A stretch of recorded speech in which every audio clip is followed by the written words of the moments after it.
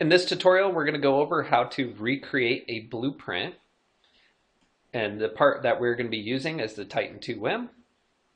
What we're going to do that's a little bit different is we're going to combine all of the measurements from the 3 sheets on the Titans of CNC drawings into one sheet. So let's first take a look at their blueprint, and we're going to use this as kind of a guide to create our blueprint. Sheet number 1 here has kind of the outside dimensions of our part, and including a little corner radius and then the thickness of our part. Sheet number 2 is going over this bolt hole array here, and then it's got some thread dimensions and our chamfer diameters on here. Sheet number 3 is giving the locations of our pockets, and then also we have some callouts for some chamfers. So let's jump over to Fusion 360 and let's recreate our blueprint. I already have our part called up. The biggest thing that you have to have is you have to make sure that your part is currently saved. Otherwise, Fusion 360 will not allow you to create a drawing off of it. We're going to change our workspace and go from the design workspace into our drawing workspace. In our pop-up window here, it's asking, do you want everything in this workspace to be on the drawing? Absolutely. If you had a huge assembly in here, you can actually uncheck this box and check individual components. We are creating a new drawing, and then for this particular drawing, we are going to be referencing the title block template that we created in a previous video. And then press OK. Takes a couple seconds for it to load into the drawing workspace. Notice here's my title block that we created in a previous lesson. Very first thing that Fusion 360 is trying to do is it's trying to land our front view. What we're going to do is we're going to change our style just to visible edges only. And then we're also going to change our scale to a 1:1 scale. And I'm going to place our front view right about this location and then press OK. We also need a top view on this, and then we also will need our isometric view. So I'm going to go to Drawing Views and then to Projected View. I'm going to click on our front view to reference off of, and I'm going to drag my mouse up. And Fusion 360 follows the rules of third angle projection. As soon as I land my front view, I'm going to drag my mouse over to the upper right hand corner, and that will land me an isometric view, and then press Enter on the keyboard. Once I have our 3 views landed on our drawing, I'm going to change this view from a wireframe into a shaded part. So I'm going to double left click on it and change the style to just shaded with visible edges. And then close that out. Now that we've got everything here, we're going to take a look at our front view first. Our front view is actually probably the easiest view to add our dimensions to. We're going to go to Dimensions and down to Ordinate Dimensions. We're going to zoom on in here. And we're going to pick this corner right up here, left click, and then drag our datum off. As soon as we have that, we're going to go on to the innermost edge of this chamfer here, and then drag this over, and we're going to reference off of the end location of our extension line. And you'll notice that you'll see those green lines appear. Those are just for alignment. And then we're going to go down to the bottom of the part, same thing, referencing off of those extension lines. Notice that our annotations are kind of off from what our original blueprint was stated at. What we're going to do is go down to the very bottom to our annotation settings. We're going to turn on display trailing zeros, and then change our linear dimension precision to the thousandths column. As soon as I did that, notice that my 0 has changed to these 3 trailing zeros. So I'm going to double click on it and change our primary precision to just 0. And then close that out. There are 2 pockets here that share this 400 thousandths measurement. So I'm going to double click on it, go in front of this bracket and type in 2x, and then the space bar.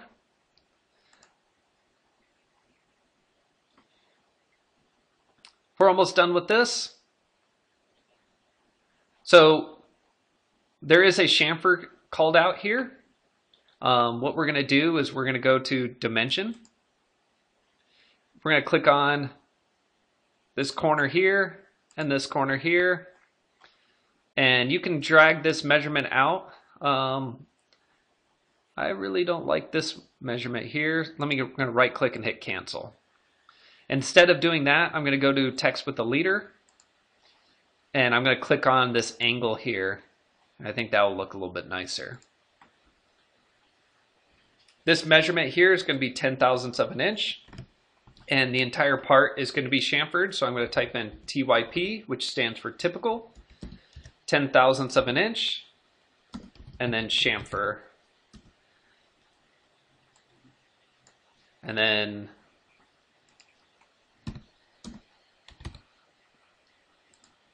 we'll put our angle in here. So 10 thousandths of an inch at 45s and a chamfer. Okay. Our front view is pretty much fully defined now. We're going to jump up to our top view and we're going to start adding in our dimensions on that. We're going to go to dimensions, down to ordinate dimension.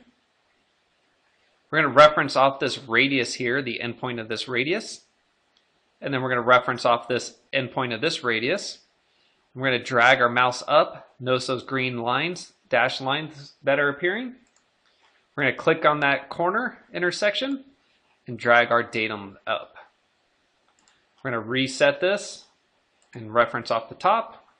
And we have our 0 location. Once we have our 0, we can change the primary precision back to 0. And we're ready to go.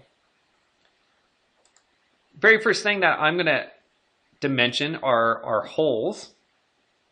We're going to reference off the center of our holes. And we're going to reference off the end of our extension line over here. Drag this measurement over. Just like this.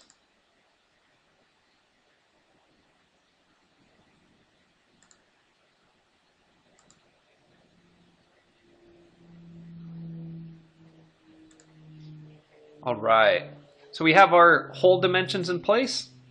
Now we're going to add in our pocket dimensions. We're going to come to the endpoint of this arc down here for our pocket. And we're going to drag that measurement out. We're going to go to the next one and do the same thing.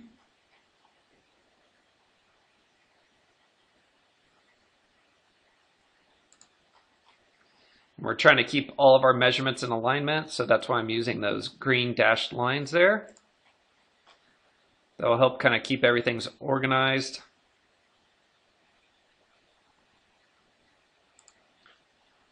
And make it a lot easier to read your blueprint.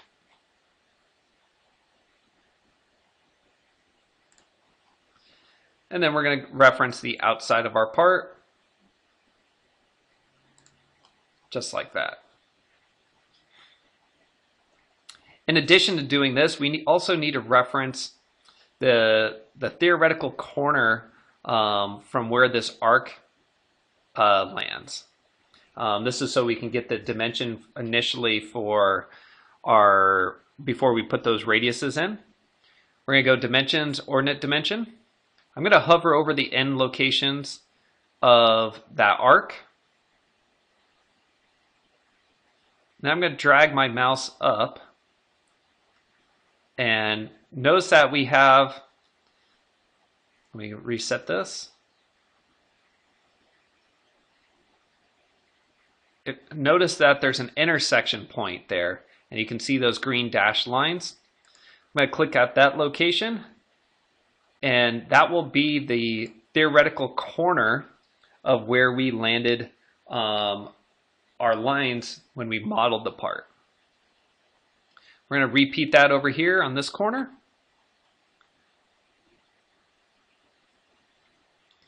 One thing to note is as soon as you zoom out with the mouse wheel, Fusion 360 will unfortunately lose that location.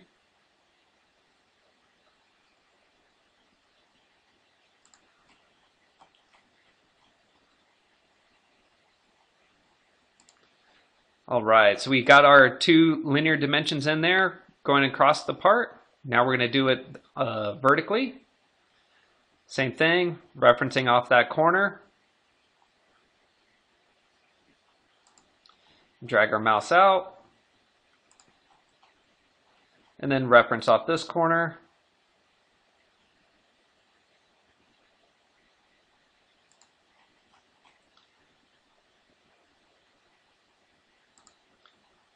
Oh, and it looks like we got a small little error. If you ever get one of these errors in here, it's probably because you misclicked on something. Fusion 360 seems to be pretty sensitive when you're clicking on things. Oops.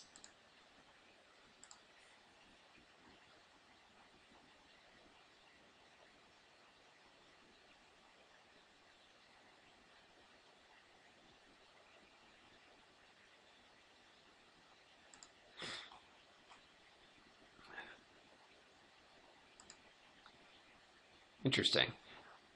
Let me move on to this next location. I'll come back to that other one, since we seem to be getting an error here.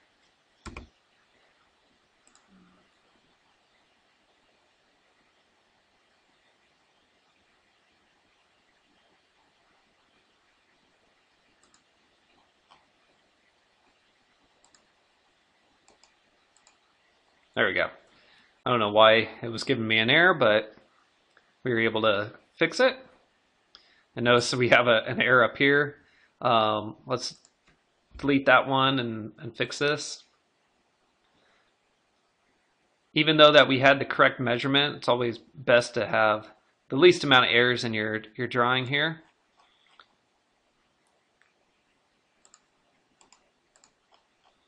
Now we're looking good. All right, so we have our linear dimensions in place. The one thing that we are going to call out is our radiuses. We're going to go D on the keyboard for dimension. We're going to zoom in here to this radius for our pocket. We're also going to zoom in over here for this radius. I'm going to reference off of this one here, just like that. And I'm going to update this. On this particular one at 125 thousandths, there are 8 features that share that measurement. On this particular measurement over here, there are also 8 features that share that measurement.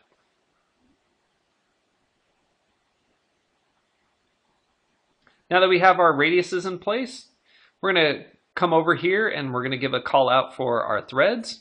I'm going to go to text with a leader. And I'm going to go to this innermost circle here and drag that out. There are 6 bolt holes that share all these same dimensions. So we have 6x. These are going to be 1/4 threads. And they are unified course, class 2B. The depth of our threads is 375 thousandths minimum. I'm going to come up here to my symbols and add in the depth symbol. This is a GD and T symbol. I'm going to, oops, that's not what I wanted. I'm going to hit a return here. And then our next line, I'm going to put in the chamfer diameter. So I'm going to go to symbols. I'm going to choose this countersink symbol for GD and T. And then I'm going to put our diameter at 275.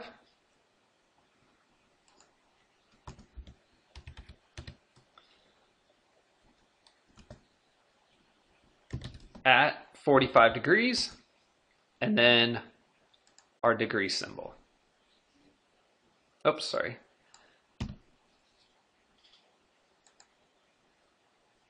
And then we're going to close that out. So now, if you look here, we got quantity 6 holes. They're going to be quarter 20 unified course, class 2B. The depth of our threads are going to be 375 thousandths minimum. And then on top of it, we are going to have a chamfer at 275 thousandths at 45 degrees.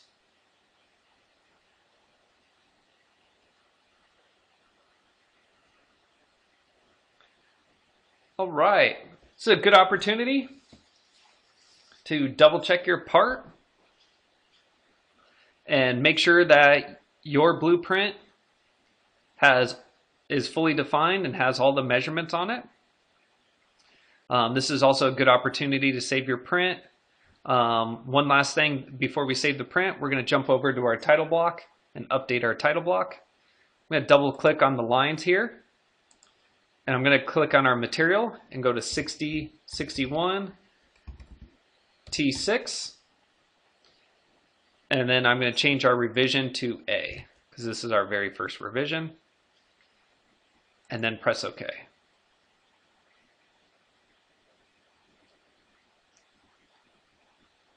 Other than that, this concludes our tutorial on how to create a drawing for the Titan II M.